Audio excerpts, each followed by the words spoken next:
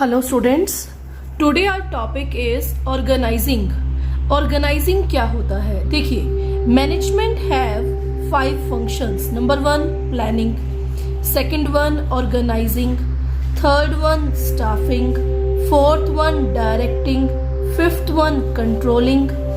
तो organising management का second function होता है। ऑर्गेनाइजिंग मैनेजमेंट का सेकंड फंक्शन के साथ मोस्ट इंपॉर्टेंट फंक्शन होता है। ऑर्गेनाइजिंग का मतलब होता है वर्क को डिवाइड करना, यानी division of work in different departments,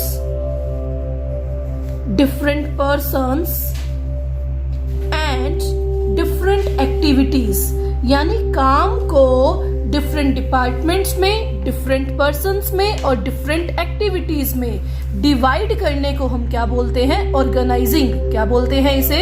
organising. देखिए, प्लानिंग में ओनली प्लान्स बनाए जाते हैं, यानी ड्रीम्स बनाए जाते हैं, सपने सोचे जाते हैं, लेकिन उन ड्रीम्स को रियलिटी में कन्वर्ट किसमें किया जाता है? ऑर्गेनाइजिंग में। ऑर्गेनाइजिंग मैनेजमेंट का मोस्ट इंपॉर्टेंट फंक्शन है, क्योंकि यहाँ पे काम को डिवाइड किया जाता है डिपार्टमेंट्स में, पर्सन्स में, एक्टिविटीज में। ओके, ऑर्गेनाइजिंग एक ऐसा फंक्शन है जिसमें क्या सोचा जाता है? Who is report to whom, कौन किसको रिपोर्ट करेगा। Who is in charge of हुम, कौन किसका इंचार्ज होगा। Who is in charge of whom? Who are superiors? कौन superiors यानी बॉस होंगे? Who are subordinates? और कौन employees यानी subordinates होंगे? Okay. How different activities are done? सारी एक्टिविटीज को कैसे करना है? How different activities are done? इन सभी क्वेश्चंस के आंसर कौन देता है? ऑर्गेनाइजिंग। देखिए, कौन किसको रिपोर्ट करेगा, कौन किसका इंचार्ज होगा, कौन सुपीरियर्स हैं, कौन सबऑर्डिनेट्स हैं, कैसे ऑर्गेनाइजिंग की डिफरेंट एक्टिविटीज को करना है, ये सब कुछ किस में आएगा? ऑर्गेनाइजिंग में आएगा। किस में आएगा ये सब कुछ? ऑर्गेनाइजिंग में। तो ऑर्गेनाइजिंग मैनेजमेंट का सेकेंड फंक्शन है। कौन सा फंक्शन है? सेकेंड। ऑर्गेनाइजिंग में रिस्पॉन्सिबिलिटी, अथॉरिटी और अकाउंटेबिलिटी में क्या बनाया जाता है? रिलेशन। क्या बनाया जाता है? रिलेशन। देखिए, ऑर्गेनाइजिंग में रिस्पॉन्सिबिलिटी, अथॉरिटी और अकाउंटेबिलिटी में क्या बनाया जाता है? रिलेशन बनाया जाता है। So it establish relation between responsibility, authority and accountability. Okay, now we will discuss features of organising, कि ऑर्गेनाइजिंग की फीचर्स क्या हैं। सबसे पहली फीचर ऑर्गेनाइजिंग की, number 1, it is most important function of management. सबसे पहली फीचर क्या है? It is most important function of management, कि ऑर्गेनाइजिंग मैनेजमेंट का मोस्ट इंपॉर्टेंट फंक्शन है। सेकंड है डिवीजन ऑफ वर्क। ऑर्गेनाइजिंग किस पे बेस्ड है? डिवीजन ऑफ वर्क पे बेस्ड है। Organising is based on division of work. अगर काम को डिवाइड नहीं करेंगे तो ऑर्गेनाइजिंग नहीं होगा। Organising is based on division of work. Work is divided among different departments, different persons, different activities. काम को पर्सन्स में, डिपार्टमेंट्स में, डिविजन्स में, एक्टिविटीज में डिवाइड किया जाता है। थर्ड फीचर है plurality of person. Plurality of person का मतलब होता है जो ऑर्गेनाइजिंग है वो सिंगल पर्सन नहीं कर सकता।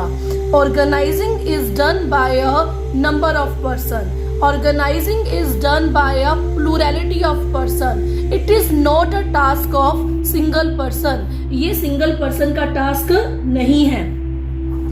Common objective.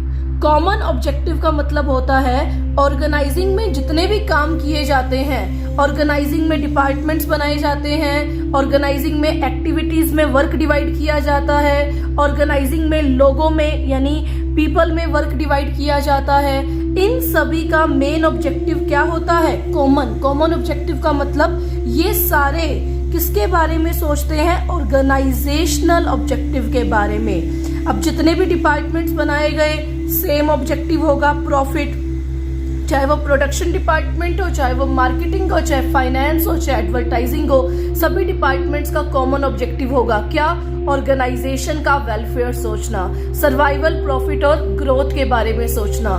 कहने का मतलब है ऑर्गेनाइजिंग में जितनी भी एक्टिविटीज की जाती हैं उनका मेन मोटिव कॉमन होता है, उनका मेन मोटिव प्रॉफिट अर्न करना होता है।